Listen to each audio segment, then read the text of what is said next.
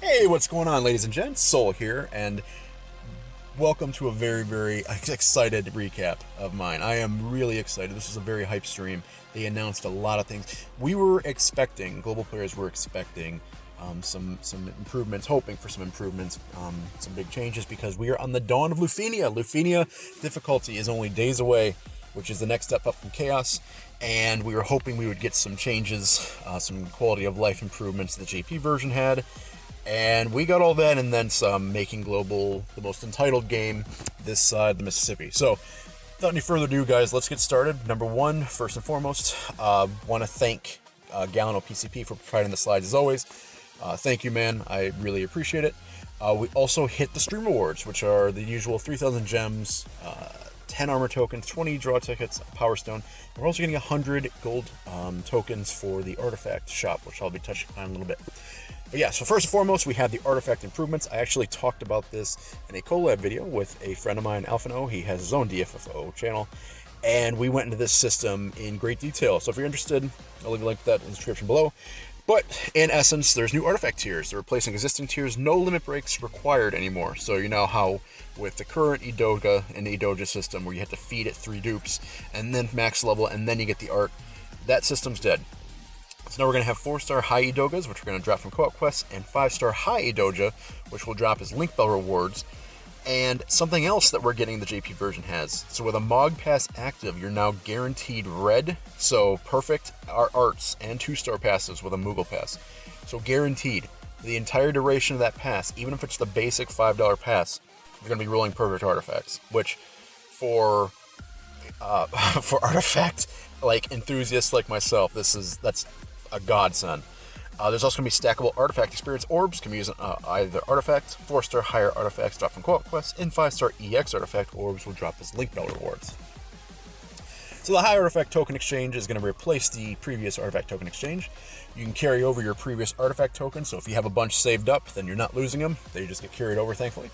You can exchange it for high artifacts or artifact orbs. And there's a mission first sort option added. So there's going to be, like I said, 100 gold artifact tokens will be included with stream rewards. You can now multi-enhance and multi-replace artifacts. You can enhance up to 10 artifacts at once, and then you can keep as many of those artifact passives that you roll as you like. So say you roll 10 artifacts with Warrior of Light, and you roll 2, by some miracle of luck, miracle of God, you roll 2 108 330s. You can keep both of those and then overwrite 2 of his old ones. All characters now will have their passive limit increased from 5 to 7, which allows for some additional flexibility, and is awesome. You know, it's what the heck. Here's the big one. Here's the ones that global players that follow the JP side closely will absolutely flip out about. These are so early, and they're so nice. They're so good. I'm so hyped about this slide. All right, so number one, map related. Hard mode is unlocked at the start, only on maps with normal and hard mode. Clearing on hard will reward normal rewards as well. So you guys think about Lost Chapters, where you get to play through the entire thing on normal, you got to do all the nodes, get all the treasure chests, and then you unlock hard mode, and then you got to beat the whole thing all over again on hard mode. With this, that is dead. You now can unlock the normal rewards just by doing the hard mode, so it's just a big time saver. We're also adding some board-related improvements. So Auto will now select past locked gates. So on character boards, you don't have to sit there and watch it slowly open the next section of the board. Camera slowly scrolling. It's annoying. So now Auto will just select past it if all the requirements are met. Auto will now also redeem treasure nodes on summon boards, which now means that, if you're like me, where you do all the grinding first and then you redeem the rewards once you're done, then this is great. I mean, you don't have to kind of individually do every single node tapping. You just immediately get them. Board mastered camera movement can be skipped by tapping. If you want to skip the 3-second display of it flashing, displaying board mastered, then now you can do that as well. Battle related, enemy HP percentage indicator and total HP damage from multi HP attacks. Huge improvement, especially with Lufenia on the horizon, because enemy HP percentage becomes extraordinarily tantamount to knowing what happens at certain intervals. So for example, at 80%, a boss might spawn its Lufenia orb, and then at 60%, then the orb disappears and then comes back at 40. So it's very useful, because you can now, in multi-boss fights, you can make sure that if you're beating up on a boss too much, you can now actually see where it is relative to its partner or its friend, and you can start smacking the other boss and kind of control the fight more. And this will hopefully allow for less accidental pushing past HP thresholds and just getting whomped because you weren't ready for it. Huge. And then total HP damage, multi-HP attacks. So attacks that have multiple HP dumps in them, like, for example, Alice, her EX, or Kuja's LD, which has so many HP dumps and they go so fast you can't even keep track of what's happening. So now after all the dumps, then it's going to say in nice big bold letters, total HP damage, and there you go. It's a small change, but I love it. I'm so happy with that change. Also, we're getting some dimensions and related changes as well. You can now view a list of restricted characters and can attempt quests with restricted characters. Clearing the perfect will reset to the other tier and restrict the characters to the new tier. So now you can actually attempt a different tier with already restricted characters, and then if you clear that tier, then those already restricted characters get stuck or restricted to the new one. Nice little change there. I like that as well. Getting a Halloween campaign, October 28th to November 11th. Double artifact token drops, new and returning stickers, free first multi-draws, chocobo panel missions, and 7-day Halloween gem sale. That Moogle is adorable. I love it. I really do. Okay, so I think, let me take a look here and see. Okay, so yeah, I had to double check, make sure what slide was next. Okay, so they teased a surprise leading up to the stream, and people just assumed that it was just going to be the quality of life announcements and, maybe some draws or something, that the devs were hiding from us. Turns out, it's a little bit bigger than that. So, Final Fantasy IX fans, rejoice. Your time is now. Because we are getting a global first Vivi LD and costume. Yes, an LD weapon, Black Mage staff, and that costume, which looks sick. So, some things about this. So this is a global first, so JP does not have this yet. And the devs, I was told by Galen, the devs said that global first LDs are going to replace new characters moving forward. So we're going to have another global first LD with Anniversary, which is in February. I'm pretty sure it's in February. It's like February or March, right around there. But no more new characters, which, for people that are fans of Red 13, Riku, tactics in general, yeah, sad to say, guys, we are shit out of luck. But we got a new LD, which is cool. They also talk about it. So values below assume LB3, so assuming the weapon's maxed. LD ability is Doomsday. 3 ability uses. Consumes 30% of each party member's current HP. It's a 4-hit group Fire, Brave, Magic, Brave attack. 120% overflow, ignores defense. Plus group HP attack. Total damage each enemy times 2. So executed twice. So it inflicts 8 turns. Fire resist down on all enemies after the first HP attack. Grants 5 stacks of special effect Memories of the Soul. Huh, I like that one. So, you can actually at the very bottom here see what each limit break tier does. So it actually, each tier looks like it increases Max Brave and his attack by 10%, and then increases, certain stuff. Special effect Memories of the Soul starts quest at 0 stacks with a maximum of 5. Gives him 40% extra attack. Fire Enchant prevents fatal HP attack when at least 50% max HP. When attacking enemy's weakness, Stolen Brave Overflow is increased by 20%. So basically all the time, because he's going to be, again, Fire, Imperil, and Enchant, so he's going to always have that active. When at least 1 stack after own turn will trigger Embers of Darkness, which is a follow-up attack, which if you don't know, follow-up attacks in the JP version of the game are the new norm. Every single DPS character pretty much has a follow-up because of how tanky bosses are now and how insane damage has gotten. So this is actually going to be, I believe this is going to be one of global, if not the first, it's going to be one of the first follow-ups global's going to be getting. Embers of Darkness consumes 1 stack of Memories of the Soul. So remember, you get 5 when you use the LD. Every follow-up is going to consume 1. So you'll have 5 follow-ups and then you'll have to use the LD again. Consumes 15% of each party member's current HP. So this guy is like Dark Knight Cecil, but if Dark Knight Cecil decided, you know what, let's just sap the life out of everyone. Let's all take a turn. Cutting our hands here and dripping some blood. So we're gonna, 50% of each party member's current HP is reduced. Increases his Brave by 70% of attack. It's a 4-hit group Fire, Dark, Magic, Brave attack, which ignores defense. Plus a group HP attack. Total damage each enemy. Total damage each enemy plus ignoring defense makes this LD and the follow-up stupid good. Because We will have brave damage mitigation later on in Lufenia, but ignoring defense is huge. I mean, that makes this so good. And plus, its total damage each enemy, amazing. Increases brave by 20% of HP damage dealt after the follow-up, and there's no knockback from it. So basically, you can't initiate a launch with the follow-up. But I love it. I think this for Vivi, this is amazing. I mean, it's total HP damage all across the board. It's all AoE stuff, and it ignores defense. And then he also, after the follow-up, gets 20% of the damage dealt back to him, so now he can't get, like, broken right afterwards. Yeah, amazing. For people that are, are big fans of Vivi, I know Gallon was just having a panic attack talking to me about this. Celebrate, guys. This is awesome. I was told that it was hinted heavily that the banner that Vivi's LD will be on also features Steiner and Eiko. And this is important because we are getting a new Abyss. A new Abyss starts tomorrow night, actually, at the time of this recording, which I think I'm actually going to stream this. This sounds fun. Abyss is usually fun to stream. We're going to have Mist Memoria, inspired by the Mist continent from Final Fantasy IX. Includes normal and hard difficulties, and the first multi-draw will be free.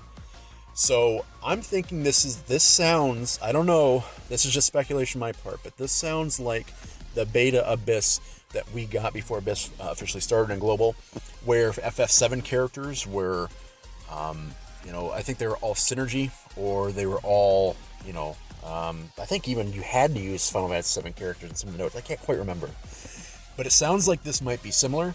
Now, I'm hoping that they don't gatekeep people like they did with 7, where you can only use 9, because, again, that's going to screw new players, and that's going to screw some veterans that just didn't draw on 9 characters. So hopefully they don't do that, but we'll see what happens. But there's a first free multi-draw on it, which is great. Never going to scoff at free draws, that's for sure. And here we go. Lufenia is here. Act 2 Finale Part 2, Warriors of Light. That picture right there is, that is beautiful. Beautiful. Let's talk more about it. So, Warrior of Light Burst and LD banners. First multi-draw will be free on both of them. And he's going to be getting his costume back. There's going to be a raid boss beatback challenge. The final battlefield, Shimmer Your Raid. Collect sphere fragments. Always cool. There's going to be reworks for Warrior of Light, Laguna, and Thancred. And character boards for Laguna, Thancred, Agrias, and Sync.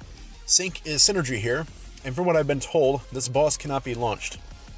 Why is Sync Synergy here? I don't know. Because Lufenia, as you guys will find out here very soon, Lufenia just makes random character synergy. The famous one that we always meme about in my Discord server is that Eiko is synergy on Zande, his event. The bosses in Lufenia absorb holy. Eiko, all of her stuff is holy. So it's like what do we... Come on. But yeah, so Thancred, Agrias, Sync, Laguna.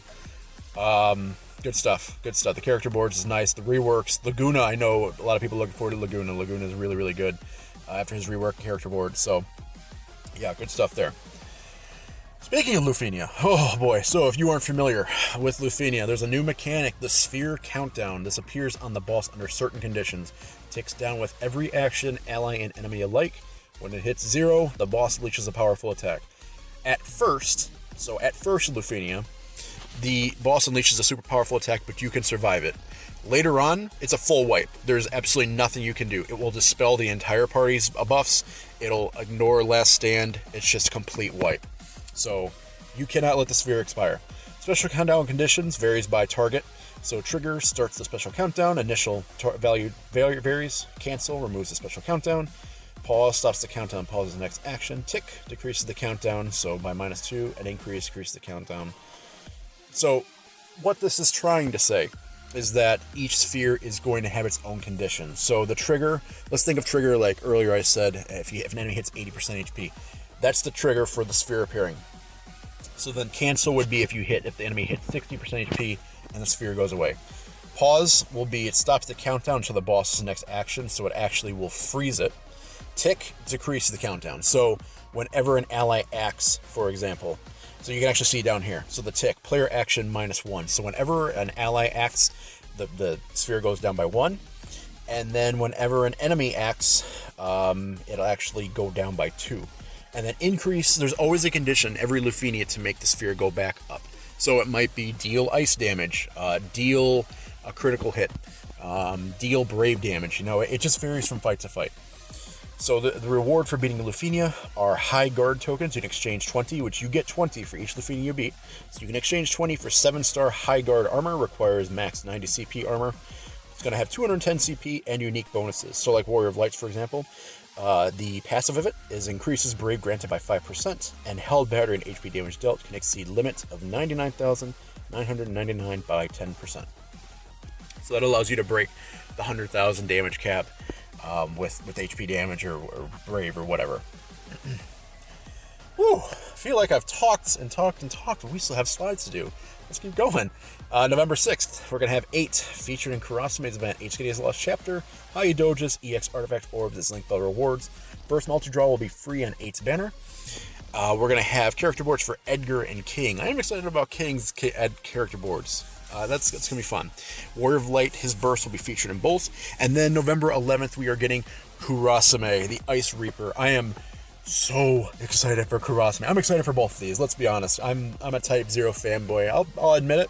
I ain't got no problem doing that. I'll talk good about Type 0 all day. There's a lot of problems with it, I'll give you that. It's not a perfect game by any stretch of the imagination. There's a lot of things that aren't so good in that game, but goddamn, I love Type 0's story, and I love the characters. So these are both must-draws for me. I can't wait for the Ice Reaper event. That is going to be fun. We are getting the World of Illusions Ultimate Bahamut. Everyone rejoice. It's the last summon board grind we will have for several months, and then the Divine board start, and that's just next level aids. But we're not going to talk about that right now because we're on a good mood from all this. We're all feeling the buzz from all this, right? So, new burst and LD banners. So that character is Kuja. So Kuja will be getting his LD and his burst. You guys know the drill. Get Bahamut up from 20 to 30. You get a whole bunch of rewards. There's going to be a co-op Roar of Ruin. There's going to be a rework for Kuja. Character boards for Kuja and Papa Limo, Papa Potato, and Rydia, Palom, rather. Palom is the shithead. Porum, and Lulu. So these are the 6 that will be synergy. I am absolutely 100% grabbing Kuja's LD. If I get the burst, that would be cool.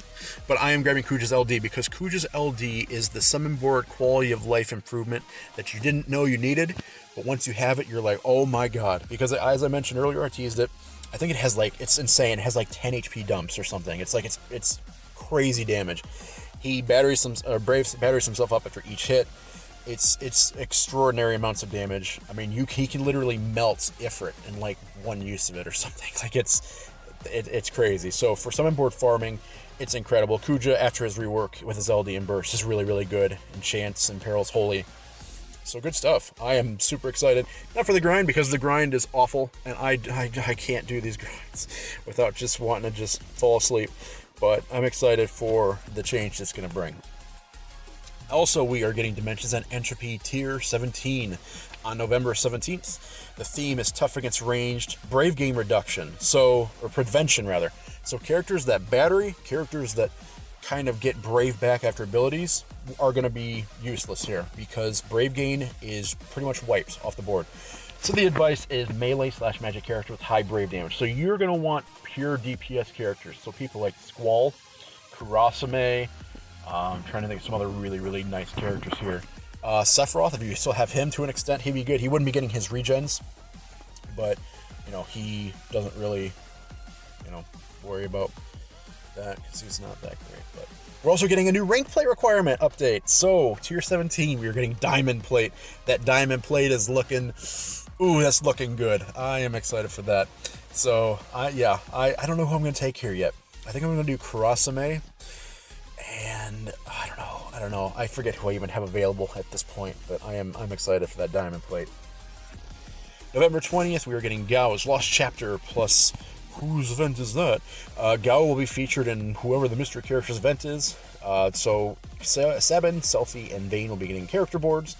Terra and Vayne's costume will be available.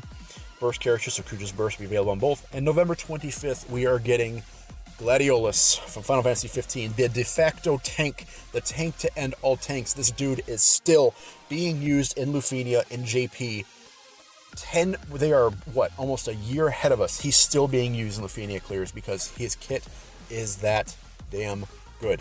So, Yeah, if you want yourself a tank that will literally carry your team to the ends of time, Gladiolus is your man. He is insane. He's insane. And I'm drawing for him. I don't know about Gal, because this month is already so packed with me drawing on 8 Kurasame, Kuja, and Gladiolus. I'd like Gal, but I don't know. I don't know. Gal's really solid, though, after his LD. We're also getting a Black Friday 5-day sale, November 26th to December 1st. There's going to be a daily 99-cent gem chest available, once daily for 5 days. And then Black Friday 5-day chests, each available once per sale period. So, guys, that is the end of the stream recap. And, yeah, this stream, I think for me personally, is probably more hype than any other stream recap that I've done. There's so much good stuff coming to the game. Lufenia is a double-edged sword, because Lufenia at first is really fun. You know, it's a nice challenge. It's not a huge difficulty leap. It's not going from Cosmos to Chaos, which was a night and day different slap to the face, right? At least at first. We have ourselves approximately 1 to 2 months of things being pretty fun. And then Lufenia gets out of hand. Now, I will say this about early Lufenias as well. You do not need a burst to get through them. You can still, if you don't have a burst, or if your bursts are on characters that you don't have built or you don't like using, that's okay. That's okay. You can still beat Lufenias without needing a burst. You're going to need certain characters to beat certain Lufenias because, again, that's fear. The orb that they spawn. So, like, if you're onto a stage where you need ice damage, you're going to obviously need to bring an ice character. Or have an ice call, which I don't know if calls will be available at Sir Lufenia. They didn't mention them, so we'll see. But yeah, I would love to hear about what you guys think about this upcoming month, because I am super, super excited. So please, guys, let me know down below what you think. And thank you all so much for watching. I really appreciate it. And yeah, give some love to Galen. Have his channel in the description below for the slides. You know, the man is great. Feel free to join my Discord server, where we meme and shitpost almost 24/7. We have a great time, talk about DFFOO in the process. And I guess I'll see you guys again here very soon. Thank you all for watching. I really appreciate it, and see you guys again soon. Take it easy, everyone. Stay safe.